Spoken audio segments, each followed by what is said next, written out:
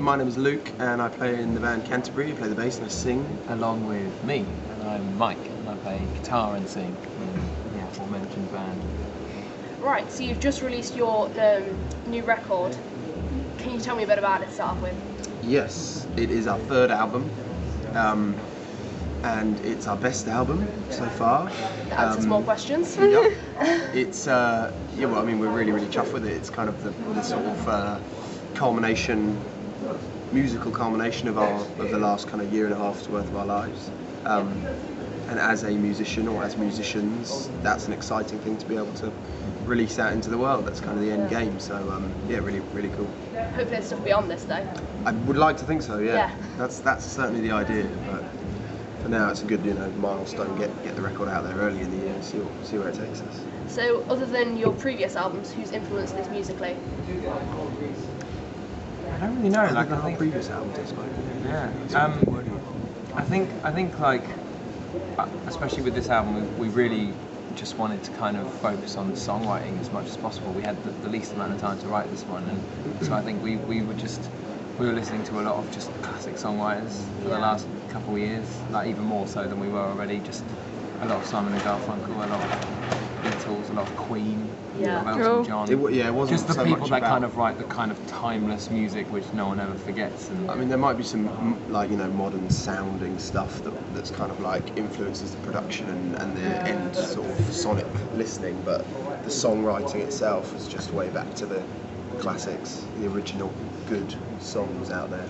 Because you are so different from most bands you hear nowadays. Like most bands you think sort of like Unit 6, Mary Knox, that kind of thing. But you're almost like that sort of rock mixed with like Codaline or something. Thank you very much. It's something incredible. we've always wanted to do. We've never ever wanted to sound like any other band out there. The point of it is kind of like when writing music, you kind of write music, or some people do anyway. I mean, will write music because there is something missing, or they believe that there's a song that hasn't been written yet. Yeah. So you write that song rather than thinking, I kind of want to write a song that's a lot like this. Yeah. And then you write a song that's a lot like that. It's more kind of like there's a gap here that hasn't yet been filled by a song. So I'm going to write that fresh idea right now. So, I mean, that is the kind of aim. And there's 3 songwriters in the band, so that kind of musical. It's triangle, isn't it? 3 sides. Yeah. Musical triangle. Long time since you did maths, eh? Yeah, for a little while, yes. But yeah, no, and that works really nicely, I think, to mould a sound, because it's not one person's songwriting. Yeah. It's 3 people's songwriting touched on by those other 2 people each time. So I think that's kind of what gives it its sort of uniqueness. It's very unique.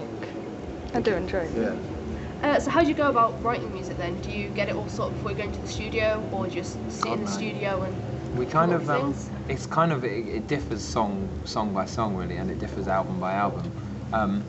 This like new album in particular, we had the least amount of time to write it compared to all of our other ones. You know, the first one we wrote, in the first 18 years of our life kind of thing, and then the second one we wrote over the span of kind of the 4 years between those 2 albums kind of thing. And then this one, we really only started writing it, the year before we started recording it, so it was only about 8 months when we kind of said like, right, let's go and start writing album 3 kind of thing. So I think for this album especially, it was a lot of ideas just, thrown in and to kind of get an album together as quick as possible, because we wanted to have that kind of core sound running throughout the whole thing. We wanted it to be a moment in time captured, that kind of 6 months. But I mean, a song can be written in any way in our band. Like, for example, Luke could be like, I have a song, this is it, kind of thing, and I can do that, and James can do that, or James can have some chord chords, structure, and I can have some lyrics, or James and Luke can. It can be anything. And then there has been a good few songs now which have just kind of come together, a complete spur of the moment thing in the practice room. Quite literally, all 4 of us in the same room, and it just happens. And they often end up being our best songs, to be honest, because it's like a little laboratory. Like this. I've never heard of a band working like that before. That sounds because most of the time you sort of get someone does the lyrics and then it all. I know. It's interesting. I mean, there are no rules whatsoever, because it's like an art, I suppose, quite a self-indulgent one, which maybe all art is. But when people then on the other side of it say, actually, you know what, I really like what you've done there, and it's obviously worked, you know, so Yeah. it's cool. What are your personal favourites of the album?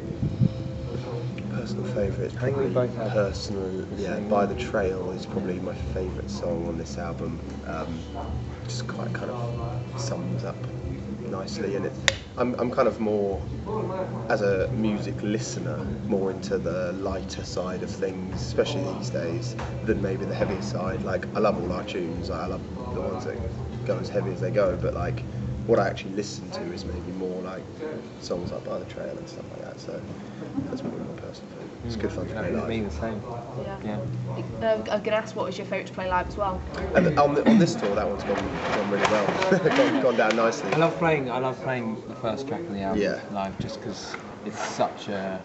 I think it's such a perfect opener to a live set kind of thing. It really just sets things off straight away, kind of thing. Are we going to be expecting a TARDIS solo from it? Yeah. Maybe. Well, You might just maybe not wheel after last night in Birmingham's heavy clubbing. Like, the TARDIS note might be unreachable. Oh dear, what happened? I don't really know.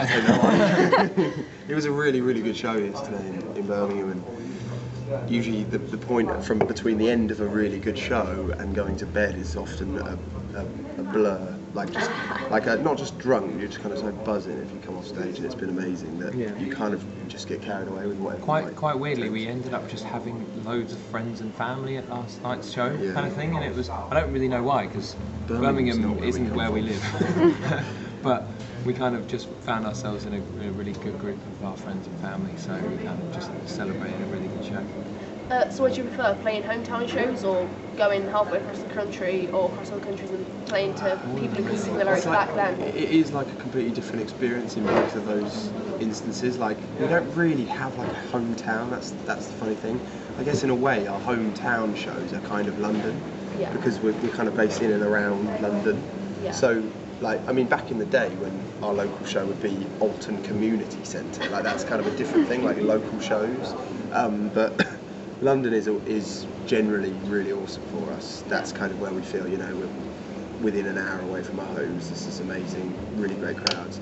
But then that kind of feeling of, oh, what a great crowd is kind of multiplied if it's somewhere like Edinburgh. You're like, shit, like, they like it all the way up here. Like, the music's travelled all the way up the country. You'd like to think when you play somewhere close to home that, not that it's a given that it's going to be a great show, because we've certainly not played, you know, every show in London hasn't been amazing or anything like that, but it's kind of a given that you're going to have a decent time there, and there's going to be loads of friends there, and it's all just going to be a really good atmosphere. But yeah, but elsewhere you kind of end up just getting shocked and surprised. Yeah. Like, oh my God. So sometimes that ends up being a bit of a better feeling, because it's, you know, we played our first ever headline show in Edinburgh at the start of this tour, and it was awesome. You know, maybe the best show of the tour, or like it definitely started things off really, really well. Yeah. And that's just the kind of, like, when you get off stage of that, and you worry about it so much before, because we never played. And you get off, and it's great. But I don't know what I prefer. No, I don't think there's a preference really. It's just, they're all great. Any idea about the best gig you've ever played, either headlining or supporting? I like. There has been some amazing shows we've played. Like, it's easy to forget sometimes some of the amazing times we've had, because they kind of start stacking up, and it's like, this is just amazing. Yeah. But quite recently we did a tour at the end of last year, and we played Kingston Peel, which is kind of just outside London into Surrey, and that's kind of almost even closer to where we're from, so almost even more of a hometown show. And it's just like one of those proper old school venues, which is like, see the greats there, like, I mean, bands like Unit 6 you mentioned earlier, like, that used to be their local Kingston Peel, a couple of hundred people, sweaty places. Now they're playing 10,000. We were there like as our headline show at the end of the tour, and it was just like, when you got that many friends and family there, but the whole place is just like a sweltering like snake pit in front of you. The crowd is just going mad for it, singing every word, and that has just really stuck with me, that one particular show, for months now. Like, so I can't shake that one. I think other than that, we played a show in 2010 at the Underworld in Camden, and I think that was like our first ever good show, like London show, which was kind of our show, and it was a 500 cap venue. We thought we'd sold like 100 tickets or something like that. We never thought it was going to be any good, and like it kind of felt like we'd fast forwarded like 2 years of our band's career, because when we kind of got on, it was just this hugely full room and everyone. It was the first time we'd heard like a massive room of people sing along our songs. And we only like had the one album out. Yeah. And, like, it was just kind of like, what? Like, what? How come there are people here?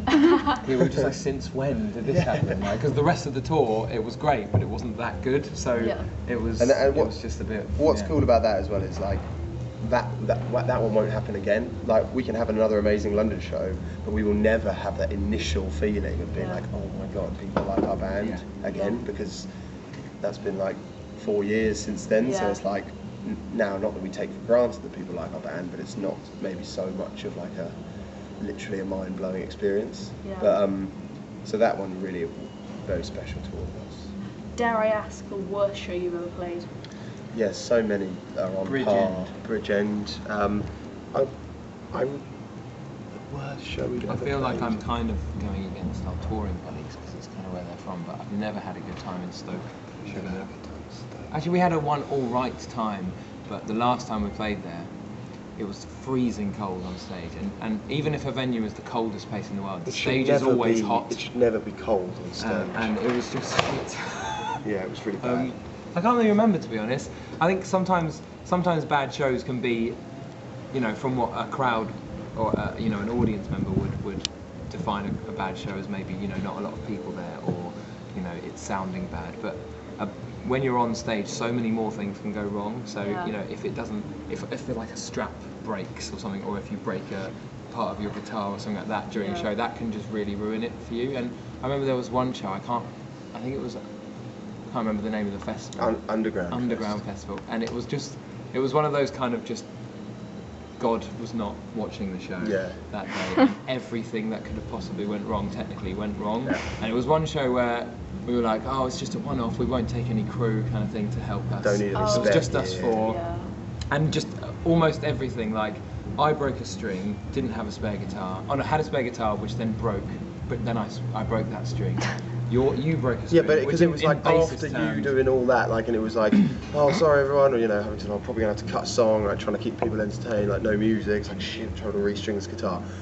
First note of the next song, boom, my string just breaks off. It's like, I cannot. And then I'm pretty believe sure James's amp kind of blew up. it was just. And then it was just one of those shows where everything that could have gone wrong went wrong. Luckily, it also wasn't one where you just mope around afterwards. One where we were just finding it all so hilarious. It was funny how bad it was. It couldn't have gone any worse technically. Yeah. Well, you don't want to jinx it, do you? So I was going to say what's been your worst experience on stage, but I think you might have just covered that one. That was probably it. What have you got planned for the rest of the year? Actually planned, not like huge amount. We're doing some pretty cool festivals in summer, some unannounced, some announced. You're doing Slam Dunk and Radstock, aren't you? We did Radstock last weekend, or the weekend before last. How was that then? It was okay, yeah. It was a bit of a strange billing for us. Like, we were sandwiched between the Fearless Vampire Killers and Yashin. Right. So we had quite a sort of makeup-based, blue-haired front row, kind of being like, who are you? Like, for the whole show. But it was fun. It was good, like, warm-up for this tour. It wasn't quite as rad as the name. Yeah. You know, for the other bands on that bill, I think it was probably a really cool show. But we were a bit of a sore thumb, or like a non-sore thumb amongst sore thumbs. A very healthy clean-cut thumb. A long nail, varnished thumb. Exactly. 14 minutes. And lastly, would you prefer playing gigs or festivals? I think gigs are great. Festivals are awesome. But one thing I think at the moment, there's too many of them. Yes. And two, it's unless you're kind of headlining, or unless it's one of those festivals where you can kind of turn up and have a nice sound check and do everything like that, they're always a very rushed experience. You kind of just go on, you don't know what it's going to sound like, you play and you rush off kind of thing. Gigs, when it's your show or you're supporting, are always a bit more fun. I think, but festivals can be really great because everyone's kind of in that, we're at a festival, we're going to have the best time of our lives experience kind of thing. Festivals are like almost more fun from the band's point of view because of all the other bands that are there. Like, you get to like hang out with people that you've seen maybe over the last year touring in different aspects and that, and then you come all together and it's kind of like summer camp. But for bands.